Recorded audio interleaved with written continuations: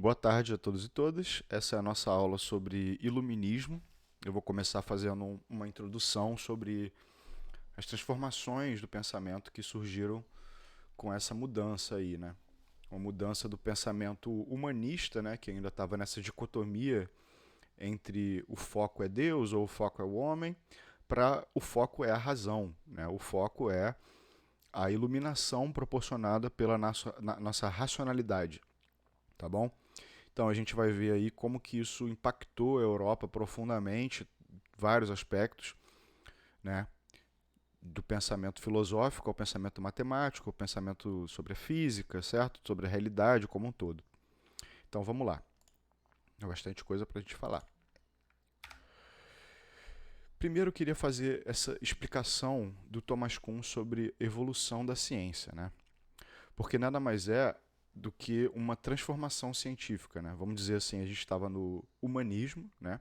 A gente tinha saído do teocentrismo para entrar no humanismo, né? O teocentrismo medieval para o início da modernidade com o humanismo e agora a modernidade em toda a sua majestosidade, né? Vamos dizer assim, temos o iluminismo aí. O que é esse iluminismo? Ele é uma transformação da ciência, né? Ciência de todas as formas possíveis, né? Desde a matemática, como eu falei, até a filosofia e a física, todos os tipos de ciência. Então a ciência normal, ela está sendo representada aqui pelo humanismo, né? O que acontece? Quando você tem uma ciência normal, começam a surgir perguntas de ordem que não podem ser respondidas pela ciência normal, né? Como, por exemplo, a lei da física, né? As leis da física que o Isaac Newton produziu, né? Então, essas anomalias, elas vêm para questionar a ordem das coisas da ciência normal, a ordem das coisas que não pode ser respondida pela ciência normal, certo? E essas anomalias produzem uma certa crise, né? Uma dificuldade de compreender como que isso aqui se relaciona com isso aqui, né? Como que as anomalias se relacionam com a ciência normal. E por vezes essa crise ela vai ser respondida de uma forma em que as coisas voltam para a ciência normal. Então aí as coisas se mantêm no paradigma primeiro. A ciência se mantém nesse primeiro paradigma. No segundo caso, a crise vai gerar uma produção científica extraordinária, que está representada aqui pelo iluminismo, certo? É uma forma de você responder essas questões aqui que sai desse paradigma e se reinventa. Reinventa a ciência. O que significa reinventar a ciência? Pensar as coisas de um ângulo totalmente novo, né? E isso leva a ciência a uma revolução científica, né? E essa revolução científica ela transforma os paradigmas de pensamento. Então a gente vai para um segundo paradigma de ciência. E aqui o iluminismo vira a ciência normal, certo? Só que nisso vão surgir anomalias também, né? O iluminismo vai passar aí um século, 2 séculos e surgem anomalias também. E eventualmente acontece o mesmo processo de novo. Então é isso que o Thomas Kuhn está descrevendo aqui. Eu gosto muito dessa ideia porque ela traz uma nova forma de ver isso aqui, né? Um esquema bom para a gente visualizar essa transformação de um pensamento para o outro. Mas vamos lá, isso aqui é só uma coisa introdutória. Essa imagem aqui é muito significativa para trabalhar o iluminismo, porque o iluminismo está dentro dessas bases da filosofia ocidental, né? E a filosofia ocidental ela se divide em idealismo e empirismo durante muito tempo, né? E essa cisão ela vem desde o Platão e Aristóteles. Essa imagem aqui está falando do Platão como um idealista. Vocês veem que o dedo dele apontando para cima significa que ele está pensando no mundo das ideias ou em algum tipo de transcendência, vamos dizer assim, né? Essa palavra é muito utilizada na filosofia. E essa ideia do mundo das ideias e da perfeição, né, que não está no mundo material, é uma ideia idealista.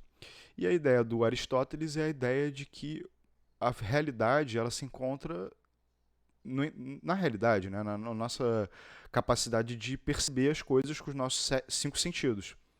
E aqui está a mão dele como se estivesse, né, botando a mão no plano e dizendo que a nossa capacidade de experimentar é o que nos leva a uma percepção da realidade. Tá bom? Então esse é o empirismo. Agora temos um textinho aqui falando desse processo do iluminismo, né? Eu vou ler rapidamente. O movimento conhecido como Iluminismo foi um influente processo cultural, social, filosófico e político que tem suas origens ainda no século XVII, com a Revolução Científica, possibilitada pela pesquisa efetuada por nomes como René Descartes e Isaac Newton, mas se desenvolveu plenamente apenas durante o século seguinte.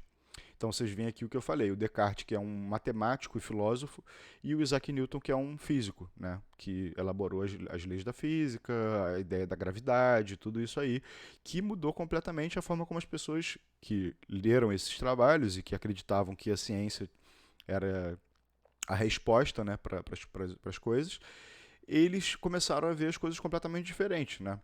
Assim como a lei da relatividade do Einstein, né, a teoria da relatividade, desculpa, mudou a forma como a gente vê as coisas, as leis da física do Isaac Newton mudaram completamente a forma como a gente vê as coisas, né? Como eles viam as coisas, né? Não nós, mas como eles viam as coisas.